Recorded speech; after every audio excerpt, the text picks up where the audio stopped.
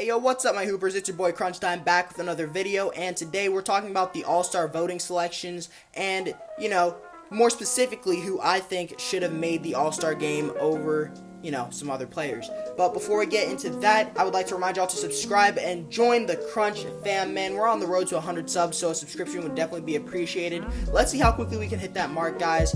Maybe we can even hit it by the end of February, who knows, probably not, but who knows, okay? Either way, a subscription would definitely be appreciated. But with that being said, let's get right into this video, man. So, as happens every year, I don't think that this is anything too surprising, but we have a few snubs from the All-Star game, and as I said, this shouldn't be anything too surprising. It happens every year. I think that what some people don't realize is that the league is just so talented now that every year there are going to be multiple snubs, like just a huge amount of snubs, man, because the league is just so talented nowadays. But in this video, what I'm going to do, which I haven't really seen anybody else do so far, I mean, this has probably been done before. I won't act like this is some revolutionary video, but I'm going to be talking about who I think got snubbed, but I'm going to be mentioning who I think they deserved to make it over in the All-Star voting. So I'm going to mention who got snubbed, and I'm going to mention who they probably should have replaced on the All-Star roster, because I think what a lot of people also don't really mention is that for player A to make the All-Star game, player B has to be kicked out of the All-Star game. And so,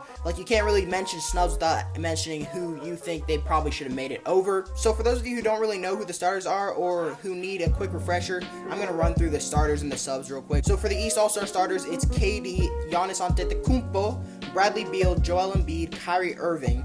And for the East reserves, it's Jaylen Brown, James Harden, Zach LaVine, Julius Randle, Ben Simmons, Jason Tatum, and Nikola Vucevic. For the West All-Star starters, it is LeBron, Steph Curry, Luka Doncic, Nikola Jokic, and Kawhi Leonard. And then for the West All-Star reserves, it is Anthony Davis, Paul George, Rudy Gobert, Damian Lillard, Donovan Mitchell, Chris Paul, and Zion Williamson, okay?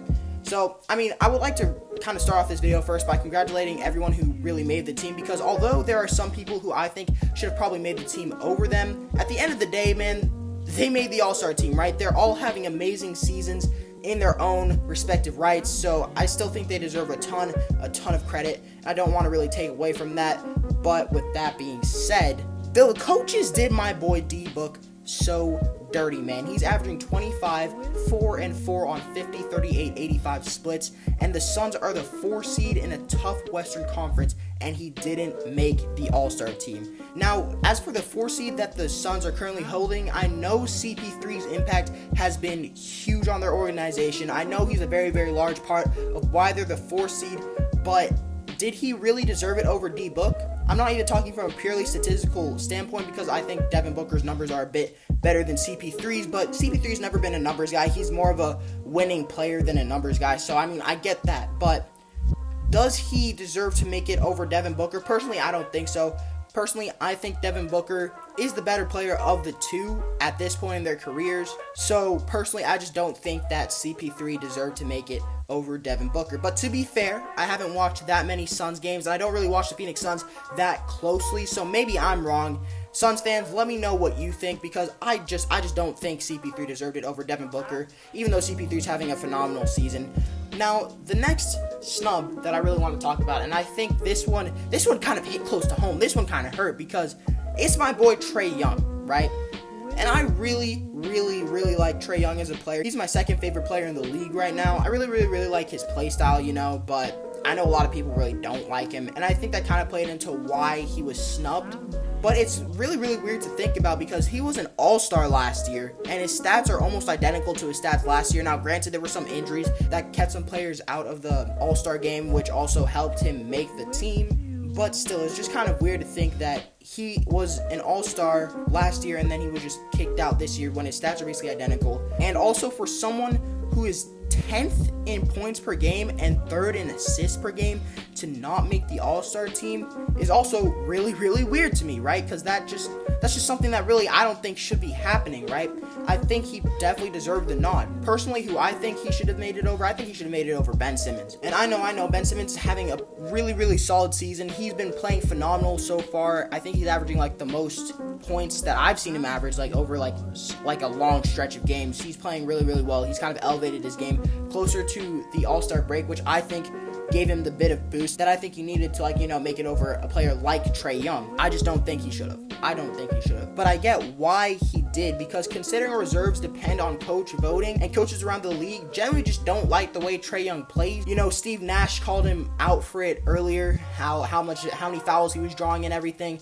Coaches around the league just don't really respect the way Trae Young plays. So, I mean, I get why he didn't really get the nod over a player like Ben Simmons. On top of that, the coaches also value winning players. And since Ben Simmons and the Sixers have the best record in the East, it again makes sense why he would make it over Trae Young. Now, the last snub that I'm really going to talk about in depth here in this video is Domantas Sabonis.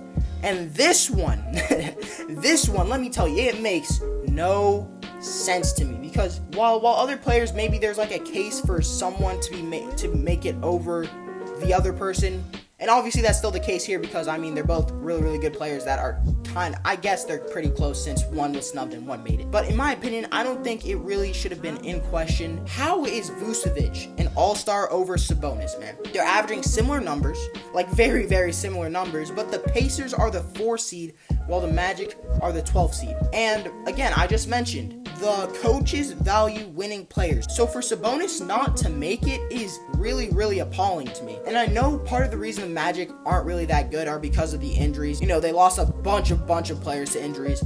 But even at that, it's easier to put up great stats on a bad team than on a good team most of the time.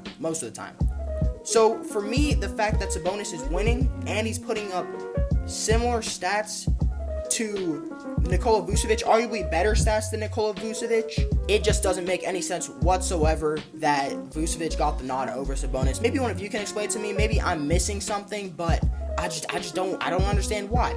Other snubs I haven't really mentioned yet are Fred VanVleet, who's having an amazing season, DeMar DeRozan, Chris Middleton, Jimmy Butler, Shai Gilgeous-Alexander, and Bam Adebayo.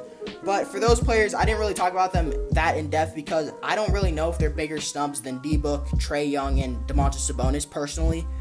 But for the last reserve spot, because there is a reserve spot that can be taken because AD is, out with injury, he won't be able to participate. Who should take that spot? Who was the biggest snub out of these 3 players that I've mentioned so far? Well, I mean, I guess it's not really in question because Trae and Domantas Sabonis are in the Eastern Conference, and D-Book's in the West, so it should be D-Book. It should be D-Book. I think he should take AD's spot for sure. I don't really think he has much competition. I've seen some people arguing for maybe DeMar DeRozan to make it over him, and while he's having a phenomenal season, I just don't think he should make it over Devin Booker. I think Devin Booker deserves it a lot more. But either way, the game should be really fun to watch. Hopefully they allow a few fans to attend so that there's a bit extra energy in the arena. I would hate to kind of see the All-Star game without fans. That would just be very odd, especially since they do it for the fans. So I really do hope they let some fans into the building. But either way, I'm looking forward to it, man. Anyways, that's all I've got for y'all today. Let me know what you guys think about the All-Star voting and who made it. Let me know who you guys think were the biggest snubs. Maybe you agree with me. Maybe you disagree with me. Just share your thoughts down below, man. I'm interested to hear what you guys think. But if you like this video, feel free to subscribe for more content like this. And with that being said, I hope y'all have an amazing day, man. It's been your boy Crunch Time, and I'll see you next time.